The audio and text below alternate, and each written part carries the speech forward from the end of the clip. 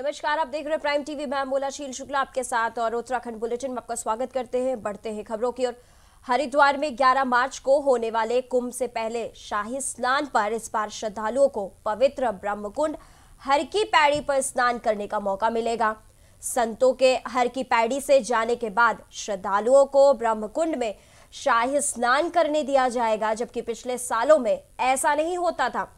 शाही स्नान के लिए संतों के पहले ही स्नान क्रम तय हो चुके हैं। पहले जूना अखाड़ा शाही स्नान के दिन 11 बजे ब्रह्मकुंड पहुंचेंगे।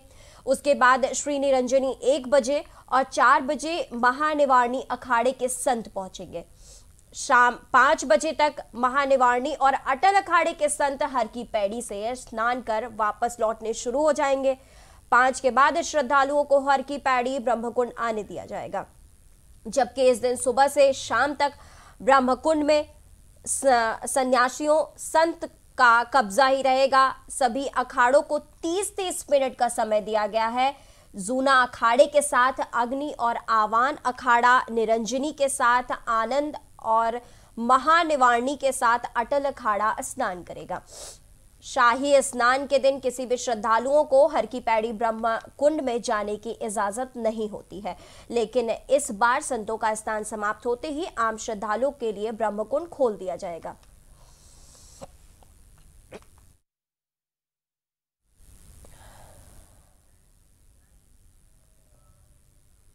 उत्तराखंड में अभी भी 14,943 ग्रामीण बस्तियों में पेयजल की पूर्ण सुविधा नहीं है।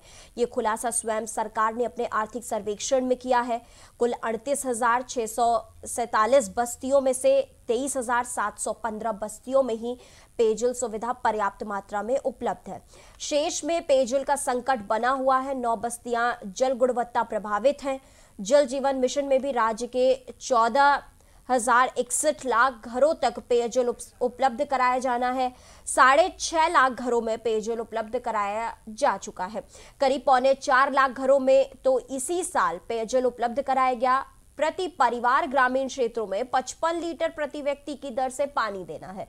सबसे बड़ी दिक्कत 14,943 बस्तियों तक पर्याप्त पेयजल उपलब्ध करा पाना बहुत ही है।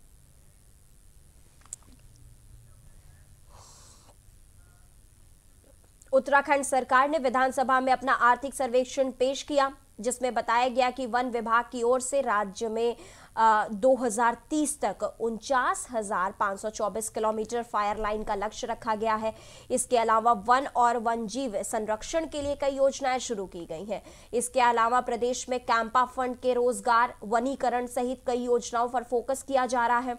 वन मंत्री डॉक्टर हरक सिंह ने बताया कि आर्थिक सर्वेक्षण के अनुसार नमामि गंगे योजना के तहत इस वित्तीय वर्ष तक कुल 8,53,102 करोड़ रुपए बजट खर्च होने हैं, जिससे राज्य में 23,352 वर्ग किलोमीटर में काम किया जाना है।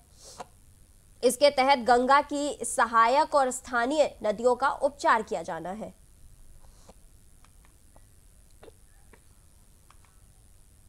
उत्तराखंड के मुख्यमंत्री त्रिवेंद्र सिंह रावत ने गैरसैंण राजधानी क्षेत्र में बुनियादी सुविधाओं के विकास के लिए सरकार से 350 करोड़ रुपए का प्रावधान किया है। मुख्यमंत्री ने अफसरों को गैरसैंण हेलीपैड का विस्तार करने के निर्देश दिए। सीएम ने कहा कि गैरसैंण के विकास के लिए सरकार चरणबद्ध तरीके से काम कर रही है। हेलीपैड के विस्तारीकरण के लिए 2 करोड़ रुपए की व्यवस्था की गई है। उन्होंने साथ ये भी कहा कि जल्द ग्रीष्मकालीन राजधानी परिक्षेत्र गैरसैंण में चाय बोर्ड कार्यालय, एस्ट्रो विलेज, दूधातोली तक नेचर ट्रेल कमिश्नरी, डीआईजी ऑफिस और टाउन प्लानिंग का कार्य किया जाएगा। नेट कनेक्टिविटी को मजबूत करने के लिए सीएम ने आईटी सचिव और चमोली डीएम को निर्देश दे दिए हैं। अगर कोई प्राइवेट कंपनियां संचार व्यवस्था को सुदृढ़ करने के लिए टावर लगाती हैं तो इसके लिए 50-50 लाख रुपए की व्यवस्था की जाएगी। उत्तराखंड में कांग्रेस कार्यकर्ताओं ने महंगाई पर विरोध कर प्रदर्शन किया। इस दौरान पूर्व मुख्यमंत्री हरीश रावत ने राजपुर रोड पर कांग्रेस मुख्यालय से लेकर गांधी पार्क तक ऑटो रिक्शा को खींच कर लाए। इसके साथ गैस सिलेंडर को अपने सर पर बोझे की तरह उठाया। रावत ने कहा कि पेट्रोल और डीजल के दाम लगातार बढ़ रहे हैं और इस वजह से महंगाई भी तेजी के साथ बढ़ रही है। विश्व बाजार में तेल की कीमत कम होने के बाद भी सरकार पेट्रोल और डीजल के दाम को कम करने को तैयार नहीं है। केंद्र के साथ ही राज्य सरकार भी इस तरह से महंगाई को बढ़ाने में हिस्सेदार बनी हुई है। राज्य में पेट्रोल और डीजल पर राज्य टैक्स कम करके लोगों को राहत दी जा सकती है। इससे पहले भी रावत अपनी तरह से विरोध दर्ज कराते रहे हैं। पेट्रोल और डीजल के दाम बढ़ने के विरोध में रावत ने इससे पहले बैलगाड़ी यात्रा भी निकाली थी। इसके अलावा उन्होंने पेट्रोल पंप पर भी प्रदर्शन किया था।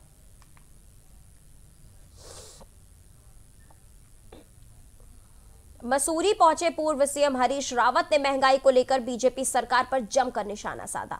उन्होंने कहा कि गैस और कच्चे तेल के दाम लगातार बढ़ते जा रहे हैं। सरकार वित्तीय प्रबंध को छिपाने के लिए एक्साइज ड्यूटी बढ़ाकर केंद्र अपना खजाना भर रही है। आम आदमी महंगाई के बोझ तले दब रहा है। जनता की परेशानी को लेकर कांग्रेस से कार्यकर्ता घर घर जाकर बीजेपी की नीतियों की पोल खोलेंगे। उन्होंने कहा कि भराड़ी सैंड में घाट की सड़क चौड़ीकरण की मांग कर रही है। गांव की महिलाओं बुजुर्गों पर लाठीचार्ज किया गया है और मुख्यमंत्री ने जले पर नमक छिड़कते हुए उन्हें आंदोलनबाज तक कह दिया है। ये उत्तराखंड गैरसैंड और महिला शक्ति का अपमान है। उन्हें घर घर जाकर माफी मांगनी चाहिए।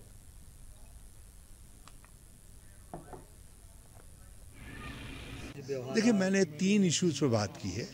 एक तो जो राष्ट्रव्यापी महंगाई है, जिस तरीके से गैस, पेट्रोल, डीजल के दाम बढ़ाए जा रहे हैं, सरकार के वित्तीय कुप्रबंधन को छुपाने के लिए एक्साइज ड्यूटी बढ़ा करके केंद्र सरकार अपना खजाना भर रही है और आम आदमी की, गरीब और मध्यम वर्ग की कमर तोड़ रही है।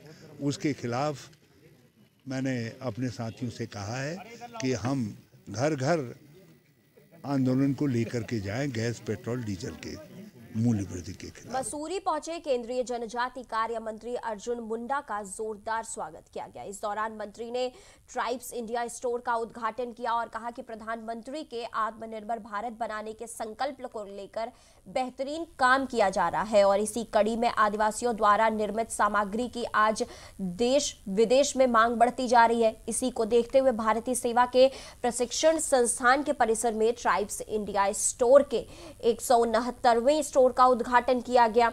उन्होंने कहा कि इस स्टोर में सभी उत्पादक प्राकृतिक और स्वादिष्ट है और इसके उत्पाद की मांग लगातार बढ़ती जा रही है। देश के अन्य शहरों में भी इस प्रकार के स्टोर खोलने की योजना बनाई जा रही है। आत्मनिर्भर भारत की ओर से बढ़ते कदम की दिशा में यह स्टोर मील का पत्थर साबित होगा और अन्य लोगों को भी इससे प्रेरणा मिलेगी। माननीय प्रधानमंत्री ने जिस तरीके से देश के तमाम जनों को आह्वान किया है, उसी कड़ी में कि आत्मनिर्भर भारत बनाने का जो हम सबका संकल्प होना चाहिए, उसे हम कैसे सफल बनाएं। और इसी बात को ध्यान में रखते हुए आज हमें बेहद प्रसन्नता हो रही है कि इस भारतीय प्रशासनिक सेवा के जो प्रशिक्षण केंद्र है, इस परिसर में ट्राइब्स इंडिया का ये नया आउटलेट 129वां। विकास नगर में स्कूल भवन निर्माण को लेकर ग्रामीणों ने विरोध जताया। ग्रामीणों भवन निर्माण रोकने की मांग की है। गांव के लोगों का कहना है कि शिक्षा विभाग डॉक्टर गज गांव में विद्यालय भवन खेड़े की जमीन पर निर्माण किए जा रहे हैं। जो वर्तमान में खेड़े की जमीन है, वह जमीन गांव के लोगों ने अपनी नंबरी भूमि दान में दे दी है और इसी जमीन पर 30 त्योहार मनाया जाता है। लेकिन स्कूल बन जाने पर लोग अपने 30 त्योहार मनाने से वंचित रह गए हैं और खेड़ा देवता की पूजा नहीं कर पाएंगे। इसीलिए खेड़े की जमीन पर स्कूल बनाने पर लोगों ने विरोध किया। वहीं स्कूल बनाने को लेकर शिक्षा विभाग ने एक लिखित शिकायत का पत्र तहसील प्रशासन को दिया है।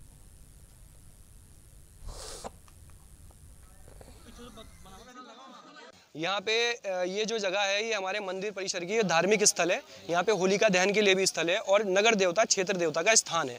और हमारे सभी ग्रामवासियों का ये कहना है कि अगर यहाँ पे स्थान देना भी है या मंदिर परिसर बनना है तो उसके लिए तो सब उचित है। यहाँ पे स्कूल का, प्राइमरी स्कूल का नहीं बनना चाहिए। प्राइमरी स्कूल के लिए लोग एग्री नहीं कर रहे हैं। पुरानी जो बिल्डिंग हमारे बड़े बुजुर्गों के कारण बना दी गई थी, जिन्होंने गलत डिसीजन ले लिया था, अब वो लोग नहीं मानना चाह रहे। लोगों का कहना है कि हमारा जो धार्मिक स्थल है, हमारा धार्मिक स्थल रहे। और सबसे बड़ी बात, हमें जिस बात का आज पता लगा है कागजों के हिसाब से ये जगह जो मंदिर परिसर को दान की गई 2 लोगों की जगह है। उनमें 2 लोगों का नाम, एक का नाम दुलीचंद जी है, एक का नाम हरिचंद जी है। उनकी ये पर्सनल जगह थी, ना कि ग्राम समाज की जगह थी। ये जगह उन्होंने मंदिर परिसर के लिए दान दी थी और हम भी यही चाहते हैं जिस चीज के लिए दान दी गई जगह है उस मंदिर परिसर का ही। रुद्रप्रयाग में लोगों की शिकायतों के बाद डीएम मनोज गोयल ने स्थानीय लोग और अधिकारियों के साथ बैठक की।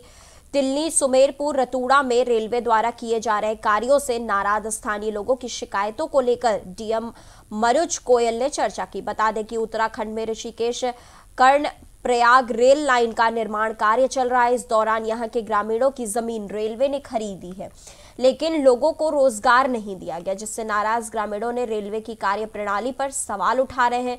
इसी के तहत डीएम ने रेलवे के अधिकारियों और स्थानीय लोगों के साथ जन समस्याओं पर लंबी चर्चा की है और अधिकारियों को जरूरी दिशा निर्देश दिए गए।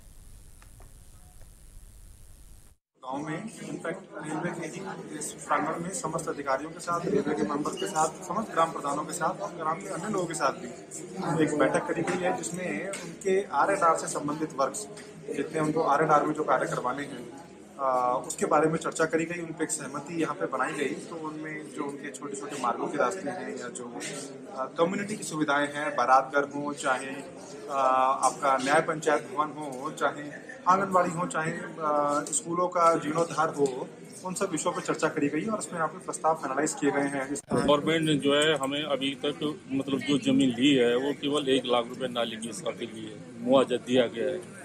और जो है कि बाकी अब 1 लाख रुपए हमें जमीन काम मिली, जिससे हम घर से बेघर हो चुके हैं। और जो है कि जो अब एक जगह से प्रभावित होकर दूसरी जगह बनाया है वो भी उसको भी कह रहे हैं, ये भी हम अधिग्रहण कर रहे हैं, जो कि हम बिल्कुल सड़क पर आ चुके हैं। कितना 8-9 परिवार हैं सर, जो 8-9 परिवार जो है घर से बिगड़ हो पूरी तरह से बिगड़ हो चुके। अनुसूचित जनजाति के लोग हैं, ना हमें नौकरी है, ना कुछ है, ना। रुड़की की सिविल लाइन कोतवाली क्षेत्र के इस्लाम नगर मोहल्ले से 27 फरवरी को संदिग्ध परिस्थितियों में लापता हुए युवक का शव मोहम्मदपुर झाल से बरामद हुआ है। शव की शिनाख्त परिजनों द्वारा की गई, जिसके बाद पुलिस ने शव को कब्जे में लेकर पोस्टमार्टम के लिए रुड़की के सिविल अस्पताल भेज दिया और मामले की जांच शुरू कर दी गई। आपको बता दें कि मंगलौर के मोहम्मदपुर झाल से 21 वर्षीय युवक का शव बरामद किया गया है, जिसकी शिनाख्त शिवम पाल निवासी इस्लाम नगर के रूप में हुई है। दरअसल शिवम बीते 27 फरवरी को संदिग्ध परिस्थितियों में लापता हो गया था। परिजनों द्वारा रुड़की के सिविल लाइन कोतवाली में गुमशुदगी दर्ज कराई गई थी।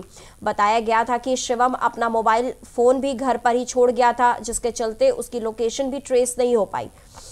वहीं आज लापता युवक का शव मंगलौर कोतवाली क्षेत्र के मोहम्मदपुर झाल से बरामद हुआ है। इस्लामनगर के रहने वाले शिवम पाल हैं, जिनकी उम्र 21 वर्ष है।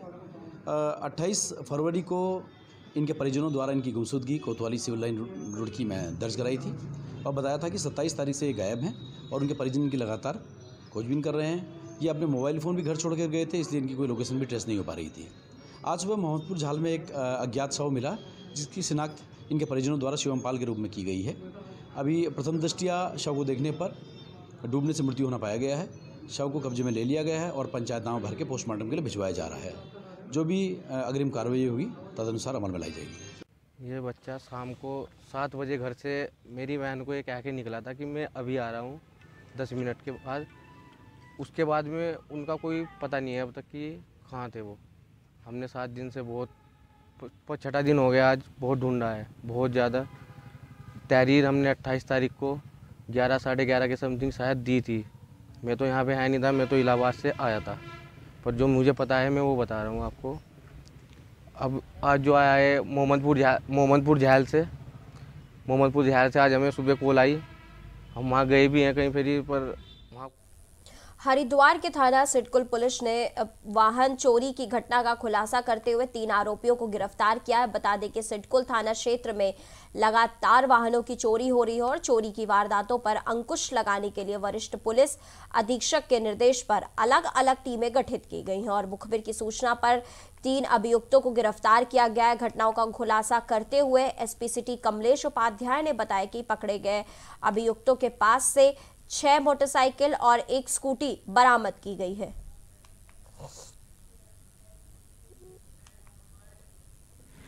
ये पिछले कुछ समय से कुछ वाहन चोरी की घटनाओं में वृद्धि हुई थी। उसी के अंतर्गत एसएसपी महोदय द्वारा निर्देश दिए गए थे। उसी अनुपालन में सीओ सदर और एसओ सिडकुल के नेतृत्व में टीम का गठन किया गया था। इन लोगों को कल सफलता मिली है, जिसमें 3 वाहन चोरी से संबंधित अभियुक्तों को गिरफ्तार किया गया है और इनसे पूछताछ में 6 मोटरसाइकिल और 1 स्कूटी बरामद हुई है। कुल 7 वाहन, बाकी भी इनसे पूछताछ जारी है। और एक बेसिकली ये लोग सब 2 लोग मुजफ्फरनगर के और 1 शामली के रहने वाला है, तो उससे और पूछताछ कर रखे हैं। हो सकता है ये अंतर्राज्यीय गिरोह हो जो यहाँ पर भी और यूपी में भी अन्य जगहों पे भी चोरी कर रहा हो। तो इनसे जानकारी की जा रही है, इनके आपराधिक इतिहास के बारे में भी जानकारी की जा रही है और एसएसपी महोदय द्वारा इस अनावरण में थाना बहादुराबाद पुलिस को बड़ी सफलता हासिल हुई है। पुलिस ने बीते 2 मार्च को पेट्रोल पंप से लूट की वारदात को अंजाम देने का प्रयास करने के आरोप में 2 आरोपियों को गिरफ्तार किया है। पुलिस ने पेट्रोल पंप पर कार्यरत कर्मचारी को भी मुखबिर के आरोप में अभियुक्त बनाया है। तीनों ही आरोपी उत्तर प्रदेश के हापुड़ के रहने वाले हैं। घटना का खुलासा करते हुए एसपी सिटी कमलेश उपाध्याय ने बताया कि पेट्रोल पंप से कैश लेकर जा रहे कर्मचारी से तमंचे के बल पर कैश लूटने का प्रयास किया गया था, जिसके खुलासे के लिए एसएसपी द्वारा एक टीम का गठन किया गया था। टीम ने मामले का खुलासा करते हुए 2 आरोपियों को गिरफ्तार कर लिया है। गिरफ्तार आरोपियों के पास से तमंचा भी बरामद किया गया है। एसएसपी ने मामले का खुलासा करने वाली टीम को 2500 रुपए इनाम देने की घोषणा की है। ये दिनांक 2 मार्च की घटना है। इसमें पेट्रोल पंप से पैसे लेके जा रहे थे 2 युवक उनके वहाँ के, तो उनसे ये छीनने का प्रयास किया गया था। उस बैग को छीनने का प्रयास किया गया। इसमें उन्हें तमंचा भी दिखाया गया था। तो उसी में इसमें एसएसपी महोदय ने लूट की घटना हुई तो बहादुराबाद में फिर मुकदमा भी दर्ज किया गया 398 आईपीसी का, और उसी में फिर टीम का भी गठन किया गया। इसमें सीओ बहादुराबाद के नेतृत्व में टीम बनाई गई थी। इसमें एसओ बहादुराबाद, सीआईयू इंचार्ज, इनकी टीम बनी थी, जिसमें इनको सफलता मिली कल। और इसमें जो दोनों अभियुक्त जिन्होंने वो वारदात को अंजाम देने की कोशिश करी थी वो गिरफ्तार हुए हैं। उनसे तमंचा भी बरामद हुआ है। और साथ में जिस व्यक्ति ने जो व्यक्ति जो उसी पेट्रोल पंप में काम करता था और उसने उनको सूचना दी थी, राहुल नाम है जिसका, उसने उनको जो पूरा ये प्लान किया था ये सारा। इसी के साथ ही उत्तराखंड बुलेटिन में फिलहाल इतना ही, लेकिन देश दुनिया की तमाम खबरों के लिए आप लगातार बने रहिए प्राइम टीवी के साथ।